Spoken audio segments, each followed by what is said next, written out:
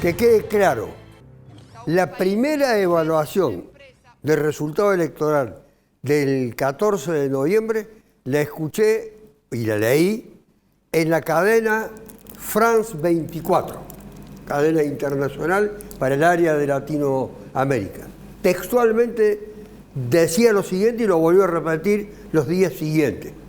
La oposición conservadora ganó las elecciones en la Argentina. Repare bien, la oposición conservadora ganó las elecciones en la República Argentina. Entre tantos acontecimientos de ese acto y posteriores de evaluación, conductas indecorosas, etc., hay una que voy a rescatar porque es verdaderamente denigrante y concierne a un programa de televisión con una mujer al frente de ese programa que coronó y consagró como la ganadora de las elecciones del domingo a Patricia Bullrich. Una y otra vez la coronó como tal. Y esta mujer, presidenta del PRO, no dijo una sola palabra, en el sentido de que era un trabajo colectivo, que habían participado otras fuerzas, que había tenido otros actores, otros protagonistas. Se sintió como llamada, como convocada a un destino superior, pero ni una palabra, la más mínima expresión, ni en su rostro, ni en su discurso. Dio por cierto que ella efectivamente era la ganadora. Y a propósito de esta historia de quién gana y quién pierde, y todos los juegos de palabras y de frases que se han ido articulando, no sé si el presidente de la República lo puede haber leído a Pedro Benjamín, o a Pedro Bonifacio Palacio, mejor dicho, más conocido como Almafuerte. Y no sé si algunos otros que también han utilizado la misma dirección de pensamiento lo pueden haber leído a Almafuerte. No te des por vencido ni aún vencido. No te sientas esclavo ni aún esclavo.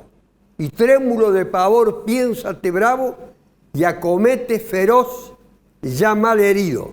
Acto del Día del Militante. Ten el telzón del clavo enmohecido, que ya viejo y ruin vuelve a ser clavo, y no la cobarde estupidez del pavo que amaina su plumaje al primer ruido. Yo no sé si Fernández leerá o no leerá poesía argentina, pero lo que importa es que allí está el corpus, en definitiva, de algo de lo que ha ido pasando por su cabeza llena de accidentadas imágenes que seguramente se van a ir intensificando con el tiempo. Sergio Ortiz, Partido de la Liberación, ¿cuál es su evaluación del acto comicial del domingo 14 de noviembre? Bueno, creo que fueron unas elecciones que, lamentablemente, porque creo que es un resultado negativo para el pueblo, pero claramente ganó por 8,5 puntos, llamarle oposición conservadora, la derecha, macrista, larretista, radical. En definitiva, su nombre, su rótulo electoral es Juntos por el Cambio, ex Cambiemos. Ganaron ampliamente a nivel nacional, ganaron ajustadamente en la provincia de Buenos Aires, en Córdoba, paliza, eso es para otra discusión, que nos pasa a los cordobeses, ¿no? Estamos muy lejos de la Córdoba, del Cordobazo, de Tosco, de Atilio López, Salamanca, 54% de los votos sacó esta gente. Entonces, creo que lo primero que se puede decir es que, es cierto, es una derrota del gobierno y una victoria objetivamente, más allá de que no es que la gente votó entusiasmadamente, ni por Bullrich, ni por Macri, que no eran candidatos, ni por los otros candidatos. Simplemente creo que votó con el bolsillo afectado, en el bolsillo, la inflación, una serie de cuestiones muy negativas que afectan al pueblo, y se le nubló la vista, se le nubló la mente, votó, ya te digo, bajo el impacto de esas cuestiones objetivas, pero sin reparar quizás que estaba dándole un voto a la misma gente que entre el 2015 y el 2019 fundió el país, endeudó a la Argentina, ajustó a los jubilados, etcétera, etcétera. Así que yo creo que es bueno el debate, abrir el debate, y no usar eufemismo de que perdimos pero ganamos. No, fue una derrota del gobierno actual y una victoria objetivamente de la oposición. Para mí, el dato positivo, pero es muy menor, es que apareció como tercera fuerza la izquierda nosotros como Partido de Liberación votamos críticamente a esa izquierda, se conformó como tercera fuerza a nivel nacional, 1,5 millones de votos, y es la única fuerza que en la campaña habló de los temas que las otras fuerzas eludían: deuda externa, ajuste, inflación, presos políticos, una serie de cuestiones que son para mí fundamentales y que desgraciadamente en la campaña, muy cuchados por un catalán o por quien sea la oposición, no está más Durán Barba, la cuestión es que los grandes temas nacionales, que son los que importan realmente a la gente y cómo resolverlo, para mí no se discutieron. Abrimos el debate. Javier Preto, presidente del PRO de Córdoba. Es, como dice France 24, la oposición conservadora, textual, ¿eh? Ustedes son la oposición conservadora. Hay libertad, es una pregunta, ¿eh? Hay libertad de opinión, libertad de prensa. Yo no me creo con derecho a objetar un título de un periodista, de un medio, por más prestigioso o por más chico que sea. Así que lo que sí les puedo decir que en nuestro espacio hay conservadores, hay centristas, hay peronistas, hay socialistas, hay gente nueva de la política y no le interesa la ideología, le interesan los resultados de gestión. Y bueno, es un espacio que ha reunido a toda una variedad de opiniones y de colores que piensa que la Argentina se sale debatiendo los temas importantes. Coincido con Ortiz que no se debaten los temas centrales, eso es cierto. Lo único que no coincido con Ortiz es que el pueblo nunca vota en contra de sí mismo.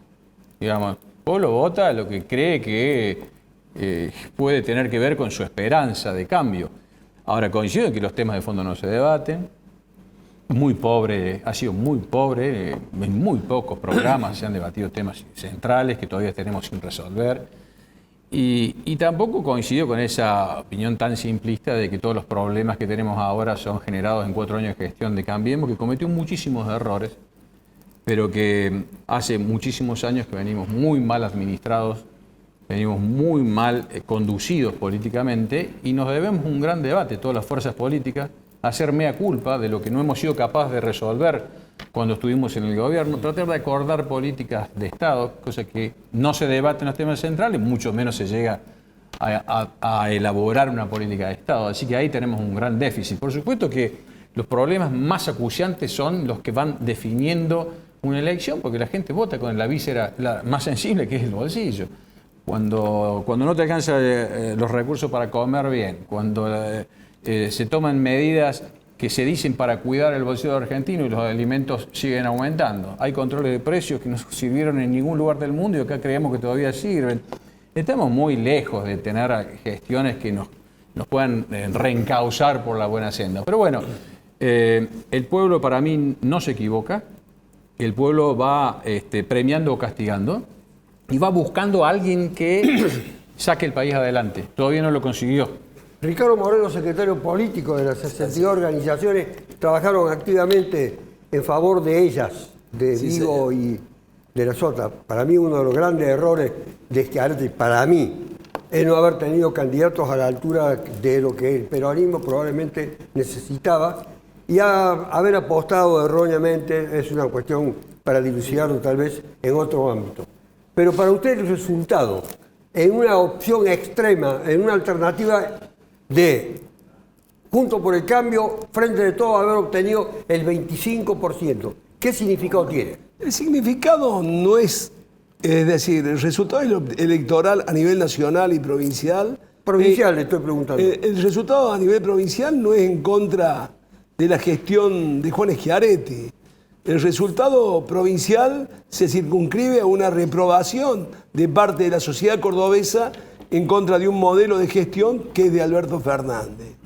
El gobernador Schiaretti en plena campaña logró instalar a nivel nacional temas centrales que hace a la agenda a debatir en los tiempos que se vienen, que son ni más ni menos la eliminación de las retenciones, los subsidios nacionales, la verdadera federalización que necesita el país para darle la coparticipación que corresponde a cada provincia, y logró instalar también su imagen, una imagen de gestión, porque es un gobernador, uno de los 2 gobernadores más importantes del país, el gobernador con mejor imagen dentro de los gobernadores peronistas que hay en el país, Y bueno, los tiempos que se avecinan van a decidir cuál es la instalación del gobernador, es lo que hace a esta derrota electoral donde no se reprobó la gestión de gobierno, sino que se eligió candidatos a la Cámara Alta y a la Cámara Baja, y donde logró el peronismo de Córdoba, Hacemos por Córdoba,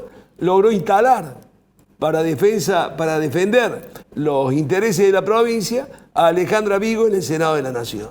Como así también 2 diputados nacionales que van a integrar un bloque o un interbloque que lo van a compartir con otros diputados más que son de otras provincias, y que este bloque va a tener mucho que ver en el trampolín que va a usar el gobernador Schiaretti, en lo que hace a su expansión territorial, en lo que hace a ir con su modelo de gestión, modelo de obra, producción, afianzamiento de la asistencia social en la provincia. Ese modelo de gestión lo va a trasladar a otras provincias, y creo que ya Schiaretti se está convirtiendo día a día en un referente nacional de gran envergadura por la imagen que tiene y por la gran aceptación que tiene con los gobernadores de otras provincias. Para el economista José María Rinaldi, ¿advirtió usted en las propuestas electorales? Es decir, primero se advirtió propuestas, y en segundo lugar se advirtió propuestas de tipo económico, concreta, específica, en las diversas fuerzas que participaron. Sí, hubo al menos 2 modelos de los partidos mayoritarios que... ¿Cuál sería para usted los partidos mayoritarios? El kirchnerismo, el Frente de Todos y Juntos. Que tiene que ver con los 3 objetivos de política económica: quién asigna los recursos, quién distribuye el ingreso y quién equilibra los 3 balances básicos de la economía: el monetario, el fiscal y el externo. ¿No es cierto? Para el junto es el mercado. Para el otro, o lo que sería la heterodoxia económica que representa el kirchnerismo, es el rol fuerte institucional del Estado. El hecho de haber puesto a Feletti en la Secretaría de Comercio desde lo simbólico fue muy importante. Pero a la vez... Perdón, ¿solamente en lo simbólico o en los resultados? No, en lo material todavía no están los resultados. Es decir, ¿por qué? Porque Argentina fue desmantelada en el 91 de todos los mecanismos regulatorios. Entonces usted tiene una empresa que fija el precio del aluminio, 2 que fijan el precio de la cerveza, 3 que fijan el precio de la nafta, y así sigan 2 las tarifas aéreas, y no hay mecanismos simuladores de competencia, no hay institucionalmente, salvo la etapa Moreno, pero no fue institucional, sino que eran sus bravuconadas. No va a tener un mecanismo regulatorio como tiene, por ejemplo, la economía más capitalista del mundo, que es Estados Unidos. Estados Unidos, la fusión entre la Telefónica y el grupo Clarín no hubieran podido ser en cuanto al Internet. Tiene uno solo que le presta Internet. Uno solo. Si usted quiere Internet, tiene que ir o a Arnet o Fibertel, son todo lo mismo. Entonces, esos son los 2 modelos en pugna. Y desde lo político, por supuesto que no voy a hacer ningún análisis político porque soy muy malo eso. Yo siempre le digo a mis alumnos, soy un pésimo analista político, tanto que voté la alianza, ¿no? Entonces los alumnos me dicen, no lo diga, profe, no lo diga. Pero bueno, fue un error que cometí. Desde lo político, las pasos sí fueron un cambio del gobierno, porque el gobierno venía con un ritmo de prudencia fiscal, de responsabilidad fiscal. El ministro se jactaba de sus buenos resultados, de su sobrecumplimiento de las metas fiscales, y se dieron cuenta que la gente le dijo, pero nosotros queremos comer, y vos sos nacional y popular, y sin embargo tenés a un ministro que lo único que hace es negociar la deuda.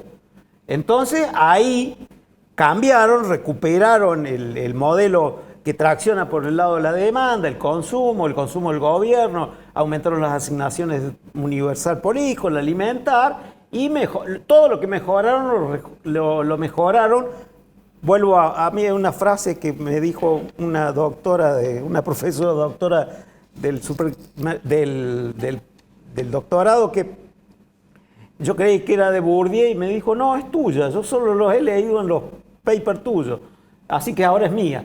Lo que hoy es símbolo, mañana es materia, ¿no? Dice algunos. Y lo que fue la PASO fue un símbolo muy importante que lo materializaron en la política económica.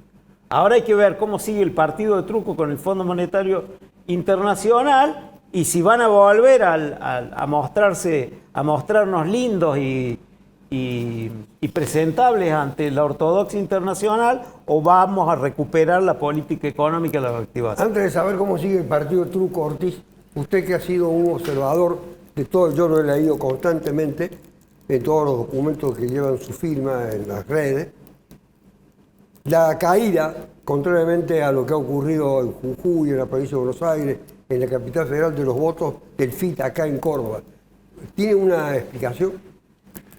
Bueno, tendrán que hacer ellos un balance. Yo desde afuera aclaré que nuestro voto fue un voto crítico, no somos trotskistas, ni mucho menos.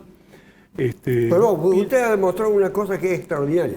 No tener ningún tipo de sectarismo para decidir su voto. Nuestro partido reivindica a Stalin, por ejemplo, para decir algo que es antipolítica, antiestadística, en fin, reivindica a Stalin por muchas cosas. De modo que con los trotskistas tenemos muy poco o casi nada que ver.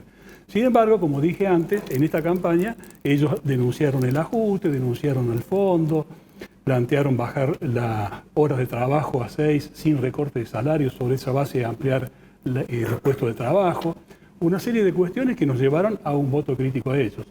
¿Por qué bajaron en Córdoba en relación al resto? Esta es la pregunta. Claro, a eso iba. Yo no tengo una respuesta, tengo algunos indicios. Pienso que quizás no han estado tan pegados a la lucha de los derechos humanos como estuvo Miriam Bregman en Capital. No han estado tan pegados a los reclamos de los trabajadores como Alejandro Vilca en Jujuy.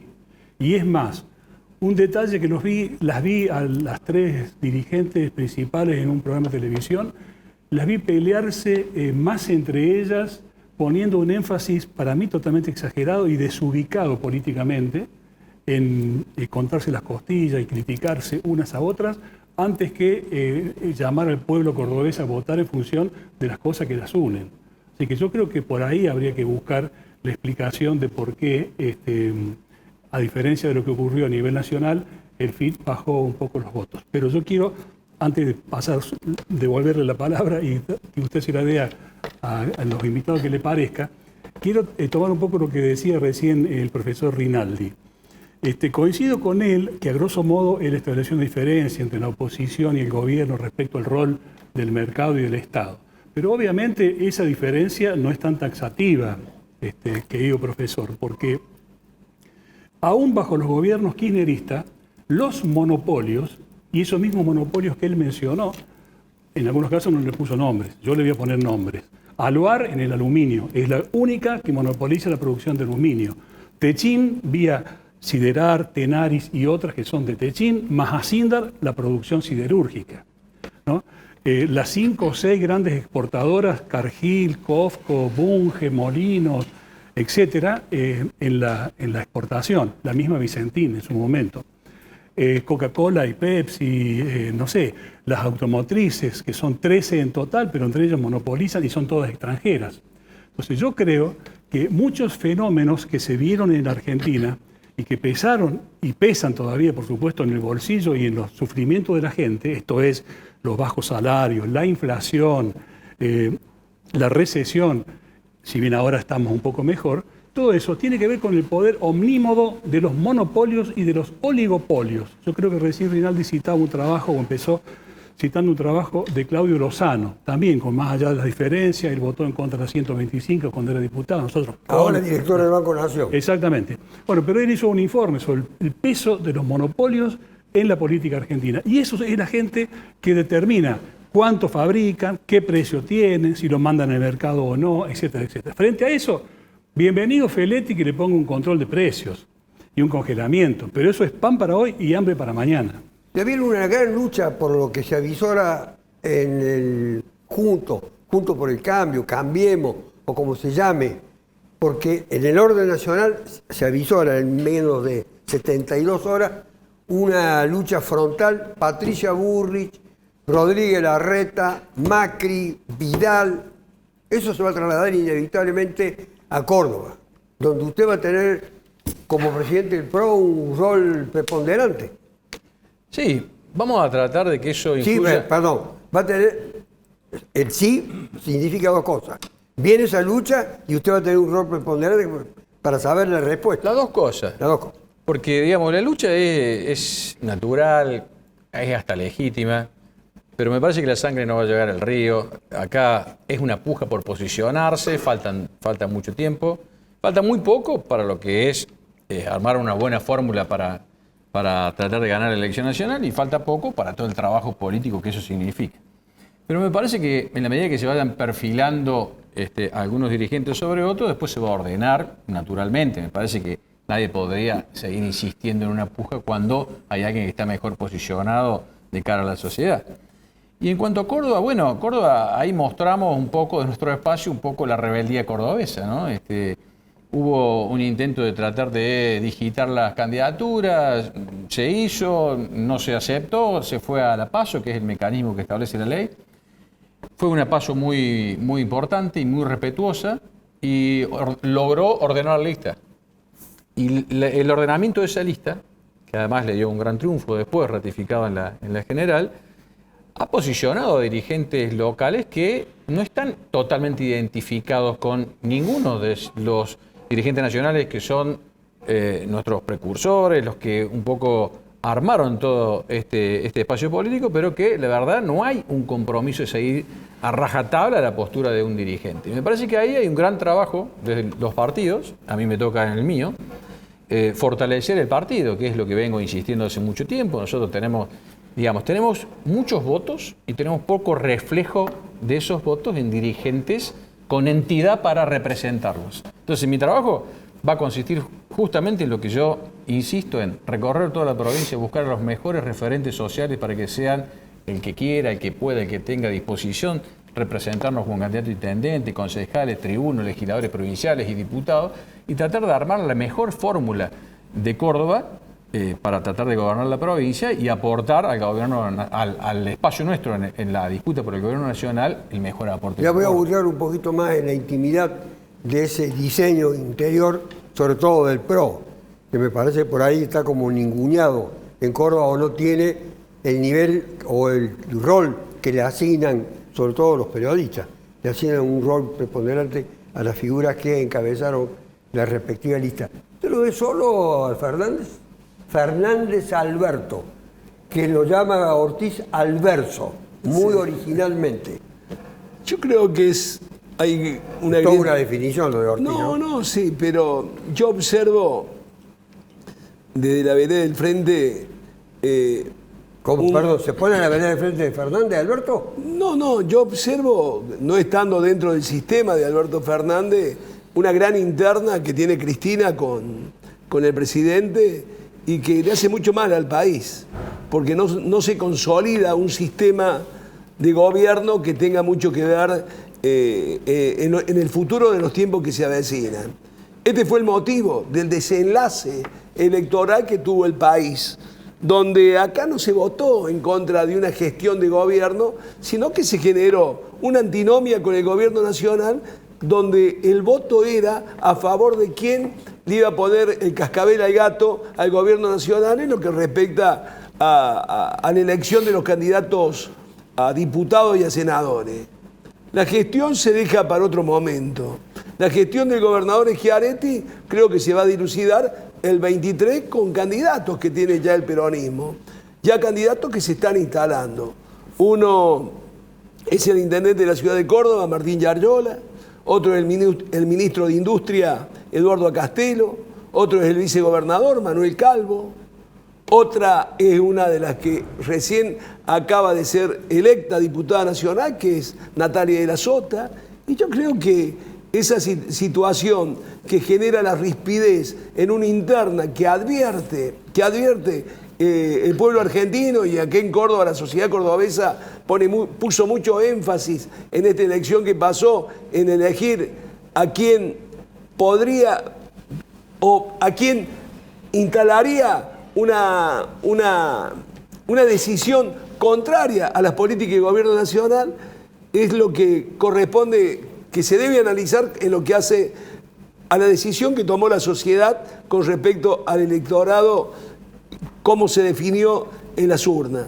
Concretamente, entiendo, Carlos, que la sociedad cordobesa votó en contra del gobierno de Alberto Fernández, en contra de la interna que tiene Alberto Fernández con Cristina, y votó ni más ni menos a Juntos por el Cambio porque era la opción que entendían ellos que era que se le iba a poner que era la que le iba a poner los puntos a las decisiones del presidente de la Nación con respecto a los desaciertos y a los actos fallidos que tuvo en los últimos tiempos. A usted Pero lo voy a Ricardo- sacar, Rinaldi. Sí, Jorge. No, quería comentarle al amigo Ricardo y también a Javier Apreto, que, bueno, una diferencia, lo digo brevemente. Yo los escucho a ustedes y siguen con el tema de los candidatos hacia el 2023.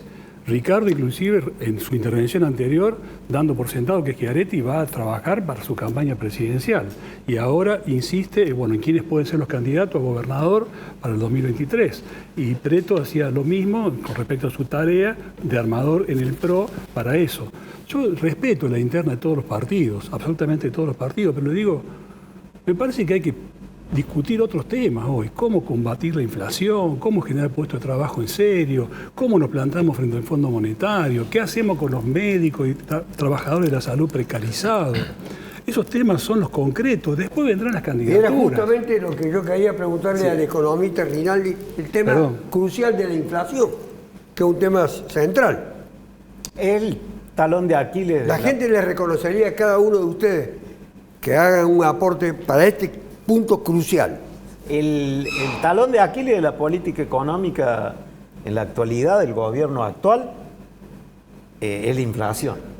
Y la inflación es un fenómeno económico abstracto, ambiguo, muy difícil se puede medir, se puede caracterizar, tiene problemas de precios relativos, tiene problemas de medición, tiene problemas de dimensión, hasta cuánto es alto, cuánto es bajo.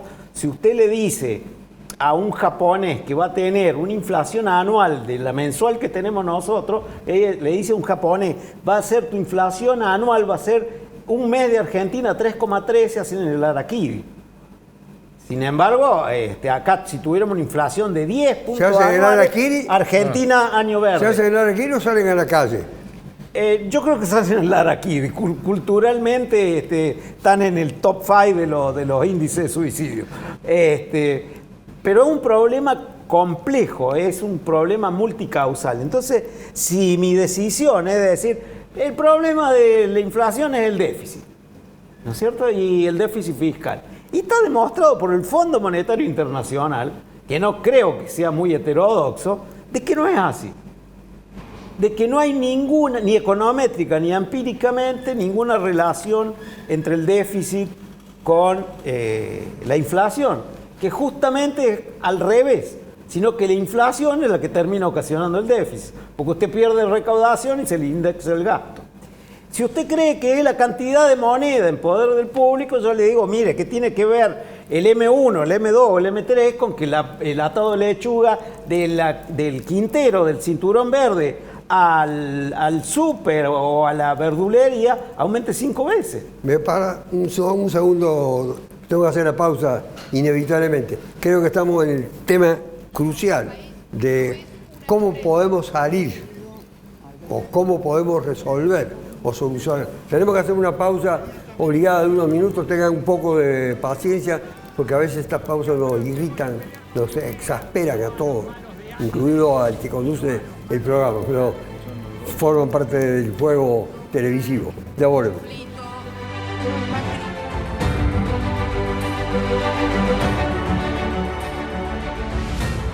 ¡No se inunda más! ¡Nunca más me voy a pelear con Cristina! Estaba exponiendo, profesor Rinaldi, sobre la cuestión de la inflación. Yo decía, y yo le primero interrumpí. quiero, y aprovecho para mi querido recuerdo a mi maestro Salvador Trever, que recientemente nos ha dejado físicamente. Él decía siempre, si hubiera un campeonato mundial de inflación, Argentina sería campeón todos los años. Y respecto a esto, con lo cual arrancamos, de que el gran talón de Aquiles de la política económica argentina es la inflación, es porque el principal eje de la vector es un tipo de cambio multilateral alto para que encienda la turbina de las exportaciones. El segundo eje es la liberación de los recursos fiscales. De ahí aparece el segundo talón de Aquiles, que es la renegociación con el fondo. Eso, si reestructuran la deuda con el fondo, van a poder liberar recursos fiscales para el gasto social, que es el otro motor, uno de los motores del consumo. Y el tercer eje, que es el más importante, es la mejora del poder adquisitivo del salario, con lo cual enciende el consumo privado. Si el consumo tracciona, el empresario invierte. El empresario invierte no con lo que llama Krugman las hadas de la inversión, como diciendo cosas ficticias, sino que el empresario invierte cuando gana plata, y es legítimo. Y es legítimo. Entonces, eso hace que reactive la economía. Si reactiva la economía, se mejora el balance fiscal. Si mejora el balance fiscal y sigue funcionando el motor de la exportación, mejora el balance externo, que son las dos grandes restricciones que tiene estructural la economía argentina. Hay que apuntar a eso y a la corriente real. Hay un libro que en el año 2000 yo conocí en Nueva York, que es de Jonathan Tepper, ¿no? Que era un integrante de la consultora esta que también es evaluadora de riesgo, que se convirtió en profesor de historia económica y se doctoró en historia económica, y ahora de broker, digamos, de gran broker, pasó a ser de ser un Morgan Stanley a ser un docente y escribir este libro que fue bestseller en el 2000, ¿no? Yo lo conocí en febrero del 2000 a través de un amigo con el cual nos vemos permanentemente, habitualmente allá o acá, y que se llama Los mitos del capitalismo, de Jonathan Tepper. Y describe un caso idéntico al nuestro. La monopolización, la oligopolización, la cartelización, ¿no? Estos duopolios, monopolios, de a tres, de a Le dos. voy a preguntar a un socialista como Ortiz, ¿cómo salimos? ¿Qué tenemos que hacer? Bueno, coincido bastante con lo que decía recién el profesor, y lo había dicho en la parte anterior. Yo creo que la clave, si queremos combatir la inflación, pero no solamente la inflación, sino la desocupación, los bajos salarios, la fuga de capitales, una serie de ¿Todo eso cuestiones. va unido? Yo creo que todo esto va unido.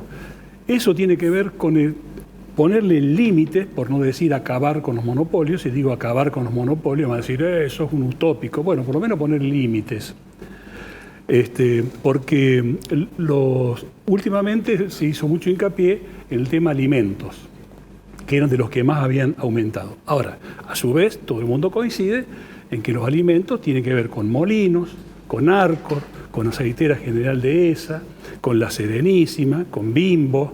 Esos son los grandes popes del sector alimentación. Y por otro lado también el otro control de precios que implementó Feletti con respecto a los medicamentos tiene que ver con los medicamentos que también habían aumentado en el último periodo un 70 a un 90%, cuando la inflación iba por el 50%.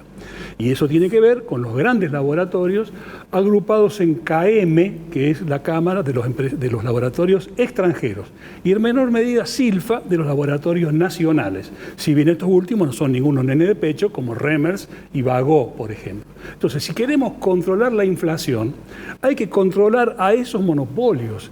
Y el Estado Nacional tiene que tener una presencia directa. Por ejemplo, yo me pregunto, y por supuesto soy crítico del famoso recule de Alberto Fernández con respecto a Vicentín.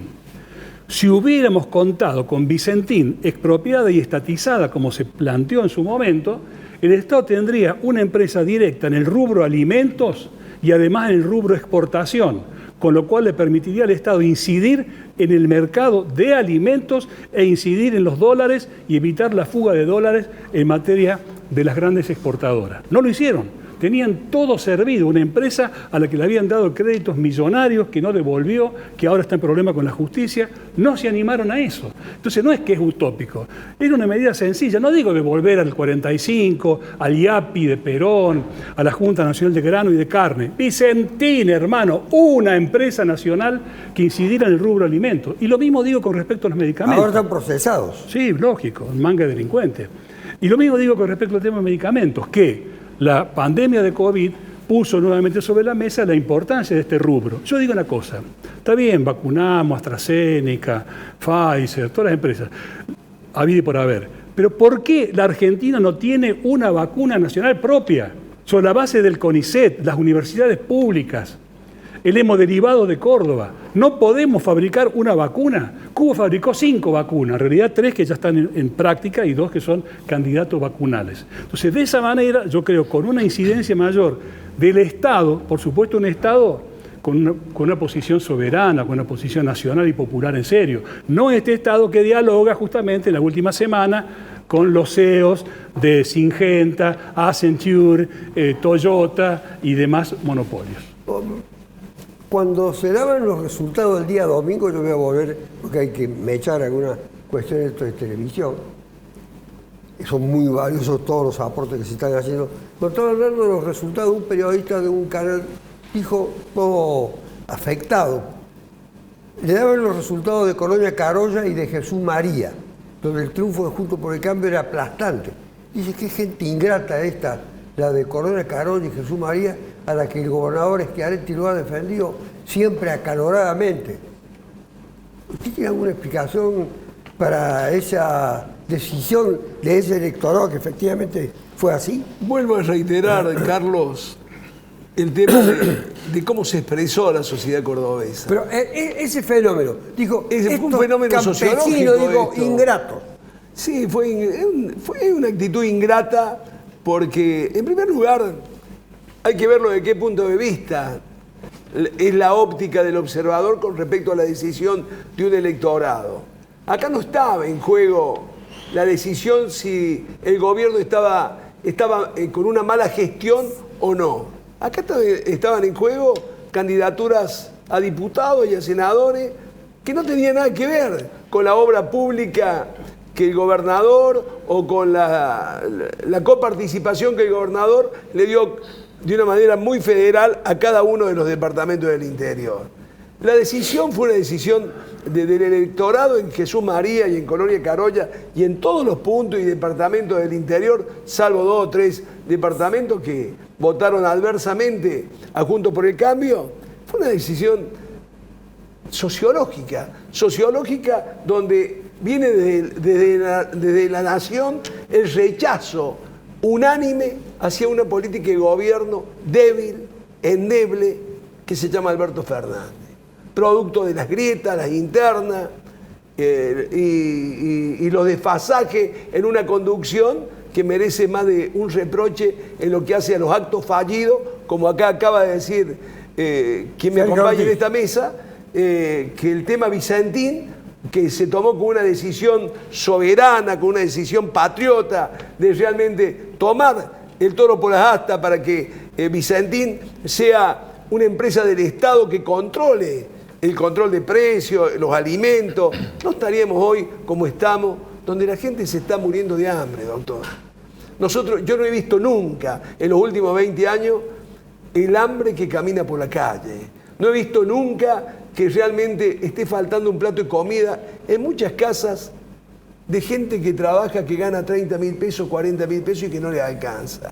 Hoy 30.000 pesos, 40.000 pesos es un sueldo indigno para la clase asalariada, porque quien alquila, quien manda a sus chicos al colegio o quien tiene que vivir dignamente no lo puede hacer. Esto avisan, anuncian, promueven las distintas alternativas que se va a formar, en definitiva, Córdoba se va a aislar, va a formar un partido cordobés del que van a formar parte integrante, incluso gente del radicalismo, del PRO, que están en desacuerdo con sus conducciones nacionales, con los resultados electorales, etcétera, y se encuentran más cómodos con Schiaretti y compañía. No, Antes quería decirle a usted... ¿No eso o escucha algo de eso? No, lo escucho, pero le quiero dar... Lo escucha. Lo he Yo quiero escuchado. verificar si eso es cierto. No, lo he escuchado, pero le quiero dar mi impresión. Antes quería decirle, usted dejó dicho hace un rato que el PRO se había visto ninguneado en esta campaña, en esta elección. Y yo le digo, miren, hay dos listas, hubieron dos listas de senadores y diputados, un partido quedaba afuera, nos tocó a nosotros quedar afuera de la cabeza de lista. Pero de los 8 legisladores que alcanzamos, las 8 bancas, 4 son del PRO. Entonces, desde ese punto de vista, además en el comando electoral, que tuvo un protagonismo muy activo y con una eficaz tarea, nosotros hemos hecho un buen trabajo. Con respecto a esta pregunta, yo no escucho esos comentarios, pero no hay margen para eso. Yo creo que no hay margen para eso. Sí hay margen para que en Córdoba los dirigentes trabajemos escuchando a los cordobeses, tomando nota, haciendo un buen diagnóstico de lo que falta por resolver. Nosotros tenemos un gobierno que de 23 años, va a cumplir 24 años, que todavía tiene cuestiones básicas, elementales sin resolver. No hay agua potable en toda la provincia. Sin embargo, el gobierno lo tiene como un tilde verde que ya lo hizo. Basta darse una vuelta por algunos pueblos. No hay cloacas en todo el interior. No hay cloacas todavía en toda la capital. Para solucionar el tema del hambre, Sí, ¿advierte digo, usted que el gobierno de Córdoba ha hecho algo?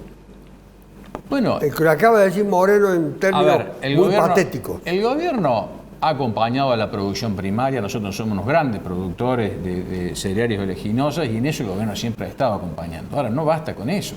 Coincido en que el problema de la inflación, que es nuestro cáncer, es multicausal. Pero hay que empezar primero por sentarse a debatir, ¿no? A tener claras las ideas. Segundo, acordar políticas que nos lleven a gastar menos de lo que ingresa. Acá estamos siempre gastando más de lo que ingresa. Y el gasto es una cuestión que hay que discutirlo muy bien. El gasto social es bienvenido cuando la gente no tiene trabajo. Hay que gastar socialmente, pero hay que gastarlo eficazmente.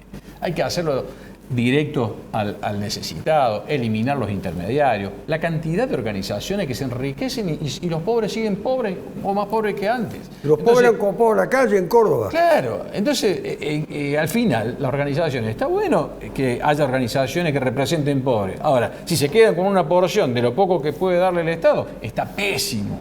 Eso lo tenemos que debatir. Eso tenemos que debatir. El gasto social. Alcanza el tiempo para debatir. Bueno, porque es que no hay otra. Mire lo que acaba de decir, No, la bueno, gente pero, muriéndose de hambre. Carlos, tenemos que debatir seriamente estos temas, porque si no somos capaces de sentarnos en una mesa, por más que pensemos distinto, sentarnos en una mesa, acordar una política de Estado que nos saque del cáncer de la inflación y de las malas políticas en donde todos erramos, y bueno, si no somos capaces de hacer eso, ¿qué le vamos a ofrecer? ¿Cuál es la esperanza de la próxima elección? El electorado tiene que tener esperanza que somos capaces de acordar políticas concretas. Ahora, no, digamos, poner títulos, rótulos, de derecha, de izquierda, no, ya no sirve. Acá tenemos que debatir políticas de Estado eficaces para resolver el problema. ¿Y cómo es eso? Poniendo el problema sobre la mesa. Ahora, Rinaldi, ya para terminar el programa, ¿qué hay que hacer? Porque usted hizo una enunciación de todos los factores nacionales, internacionales, doctrinales, todo, pero yo quiero saber qué propone usted. Javier hizo unos planteos, ¿no? Es sentarse y abordar seriamente el tema, como lo hizo Jonathan Tepper, como lo hace Estados Unidos. No estoy hablando ni de Cuba ni de China, que hoy es más imperialista que Estados Unidos. Estoy hablando de sentarse a diagnosticar. Ahora, si yo sigo diagnosticando mal, yo quiero ser el Dr. House, no quiero ser el mal diagnóstico de creer que es una la causa de la inflación, que es la cantidad de moneda. Si yo sigo mintiendo con eso, no vamos a solucionar nunca el problema de la inflación y encima no vamos a ser campeones del mundo porque no hay un campeonato de inflación. Entonces, ni siquiera con eso. Entonces, no se olvide, dos cosas. Es fundamental.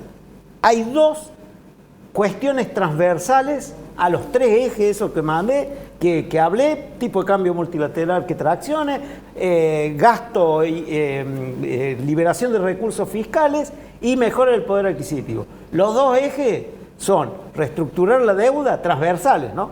Reestructurar la deuda y controlar la inflación. Una sola palabra para terminar, para que no se vaya con la idea de esta caracterización que ha hecho de China. Sí, Rinaldi, para que usted haga una referencia a China. No, China... Encontrándose incorporado en su estructura China como una gran potencia. China es un gran revolucionaria. China es un gran país socialista, con un partido comunista en el gobierno, con un ejército popular de liberación en el poder, que ha cumplido 100 años la fundación de ese partido y es el gran dolor de cabeza, por no decir de otra parte, de parte del imperialismo. Pero eso lo Estamos dejo terminando, sentado. Ortiz. Sí, simplemente digo, con respecto a Cuba, que también la mencionó, ahí vamos a coincidir, pero la traigo a colación del debate de la seguridad o de la inseguridad que hay en Argentina. En Cuba es un país seguro. La policía no anda matando chicos por la calle, no hay gente con hambre tirada por la calle. ¿Por qué? Porque no hay droga. Es una sociedad igualitaria, con democracia, más allá que la acusen de ser una dictadura, con igualdad, con educación, con salud para toda la gente y con una policía que no es la de metabala que reclaman en la Argentina, y Esper fue uno de ellos. Pero se suben en una balsa, pero se suben en una balsa. Estamos arriesgando la terminando, vida. Preto, desgraciadamente. En otra oportunidad podemos hablar sobre ¿Cómo la no? cuestión ¿Cómo de Cuba, efectivamente. Pero me alegra saber de que aquí al menos se denuncian y se discuten y se exponen temas que normalmente, por no decir casi en ningún medio, se escuchan.